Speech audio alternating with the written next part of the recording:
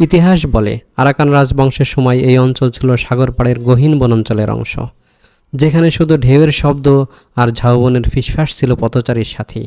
আর আজ ইনানি সেই একই রূপ নিয়েছে আধুনিক পর্যটনের পরশে, তবে এখনও ধরে রেখেছে তার প্রাকৃতিক শান্তি, নির্জনতা আর স্বতঃসিদ্ধ সৌন্দর্য। মাত্র 1200 টাকায় কিভাবে স্লিপার বাসে করে আমরা কক্সবাজার পৌঁছালাম এবং মাথাপিছু মাত্র 2200 টাকায় ইনানি বিচের পাশে 5 স্টার মানের কোন রিসোর্টে থাকবো তারই বিস্তারিত থাকছে এই ভিডিওতে।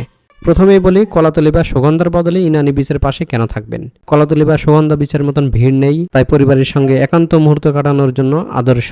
যদি আপনি শুধু ভিড় নয় বরং বিশুদ্ধ বাতাস, শান্ত পরিবেশ আর প্রকৃতির কাছে একটুখানি হারিয়ে যেতে চান, তাহলে ইনানি বিচের পাশে রিসোর্টগুলোই আপনার জন্য পারফেক্ট। এখানে নেই অতিরিক্ত শব্দ, নেই ভিড়, আছে শুধু প্রকৃতি আর আপনি। তো চলুন শুরু করা যাক আজকে আমাদের এই ভিডিও।